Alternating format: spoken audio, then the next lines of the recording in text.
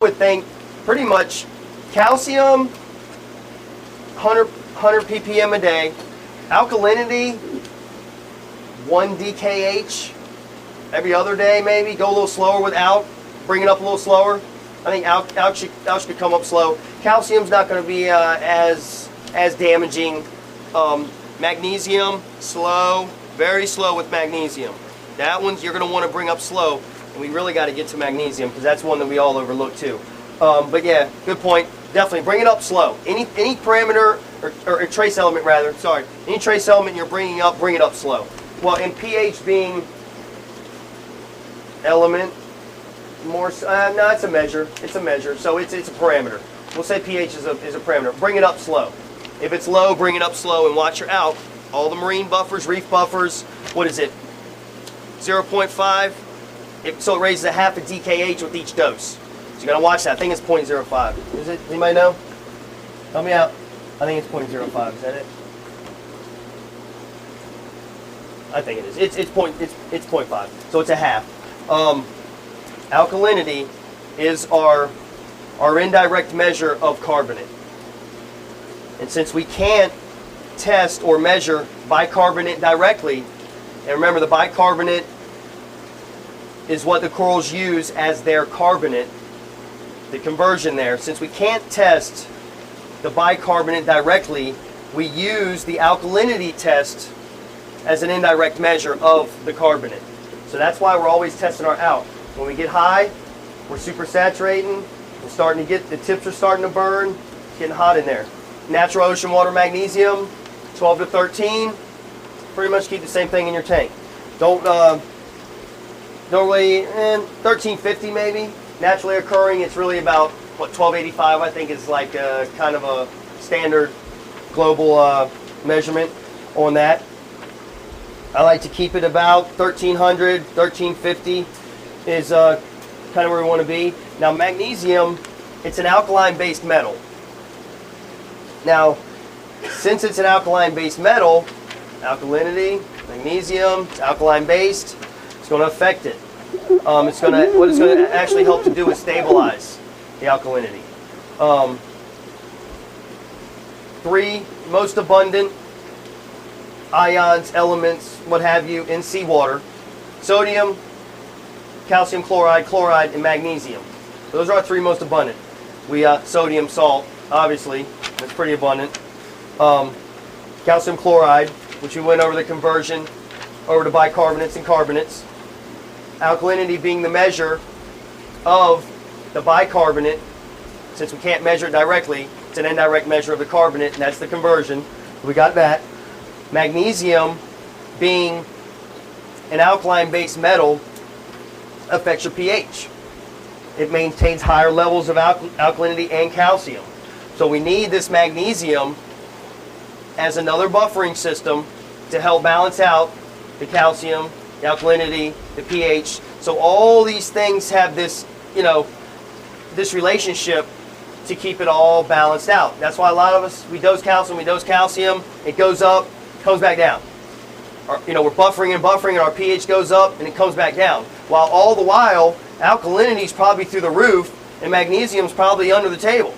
So without all of them on the levels that we need, none of them are really going to be stable. So that's what we're looking for to get this whole conversion and the carbonate base to be sound and strong enough to grow the stony corals that we're trying to grow. And ultimately the wild reefs, they're all carbonate based. And they all come from all these major and minor elements, all working together to convert into the carbonate. The calcium carbonate skeletons that I've been talking so much about, they need this mag for the biological process. So another thing, that biological process we're touching again. This whole biological process, this whole conversion, all these elements converting into the carbonate to grow the corals have to be at the equal levels, the desired levels, closely resembling natural ocean waters. So that's really what we're trying to get you all to do. Test your waters, dose your waters, use filtered water and good salts for your solution, which is our aquarium water, our solution. That's the solution is what we're trying to get balanced.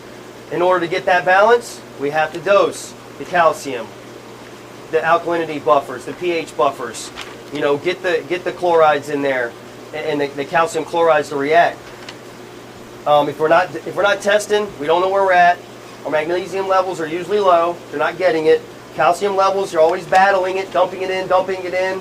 You know, up and down. I don't know. Is a lot of people having that, or, I mean? Because I take mag and I'm on to use my pants. Yeah. So I don't have a mag tester. Yeah, and now, are you using like the Tech M liquid, or using the biomagnesium? Yep, using the Kent? Yep.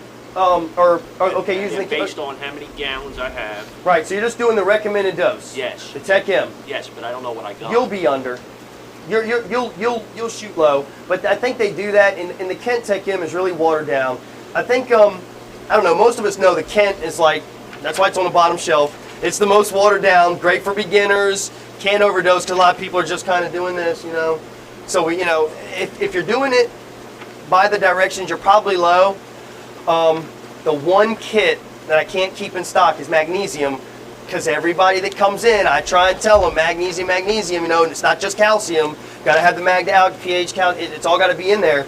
So if you're using that, if any of you are just dosing a regular weekly dosage, you're probably not getting the levels that are really desirable to have in the system. Well, this is what I did. I knew this thing was coming up. I tried to stock up on test kits. I pretty much bought out most of Royal and Central stuff. I got them in last week and everybody bought them. I should have hit them. But so I got more coming. I probably got a dozen or so of each of the multi-tests. You know, a lot of the labs, a lot of the Ocean Masters, Reef Masters, a lot of the APIs. I think we're all familiar with these kits, with seeing them on the shelf. I don't think we're all familiar with actually purchasing them and using them though.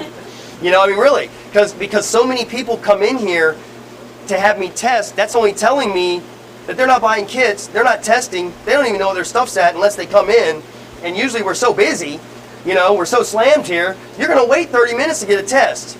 I mean, honestly, guys, if you bring a test and there's 5 people here, I'm going to help them before we stop to do a test. It's only, I mean, you know, because you should be buying tests. You should be testing. And it's not, it's just something overlooked. That's why I really wanted to get this whole chemistry part down so that we all understand how important it is to dose, to test, to use good water going in, okay, and really achieve these desired levels on a consistent basis and a continuous basis. We don't want to just do it for a little while, things are great, and then okay, everything's good, we'll just stop. Because then you're just setting yourself up. You know, eventually the corals and the carbonate's skeletal structures are going to consume all that. It's not being replenished. You don't know where it's at, and all of a sudden stuff starts, you know, not doing so good, and then I get phone calls. Jeff, what's going on in my tank? Man, I don't know. What do you mean? I've tested your water, you know, 3 times. I don't know. So we gotta test, we gotta supplement. It's a must. You guys have to do it. We're all mostly reef. I think some of us are still fish only. Anybody? Fish only, working towards reef. So get used to it now. I mean, because the rock in there, I mean, all of it's consuming. Calcareous algae, they're consuming these trace elements. It's not just corals. And I'd really like to get to that too, of like zoanthelia and the, you know, all the algae that live in the skeletal structures, which is zoanthelia. I mean, we need to get to all that. So if you guys are good, when this tape's up, we're going to take a break, regroup, stretch, and I think we got probably another 30 minutes or so of lecture, 45 minutes if y'all are cool. I'd really like to get to all that because we really haven't, I still got some pages here. But I think everyone pretty much is good on these trace elements, the majors. I haven't even hit all the minors yet, like the iodine, iron, and magnesium. Well, I hit mostly magnesium. Didn't hit a whole lot on strontium, but I want to get to that stuff. So if y'all are cool, the tape's just about out, and we're gonna we'll carry on. Go ahead. Talking about test kits. Yeah. When you're talking about the more advanced tests like calc and alk, I'm not talking about nitrate. Uh-huh. You know, some are more of a pain Yep. than others. Mm-hmm. What They do are. you recommend as? I mean, the parameter testings, nitrate, nitrite, pH, and ammonia. That's the one that most, I would say 80% of us know those and have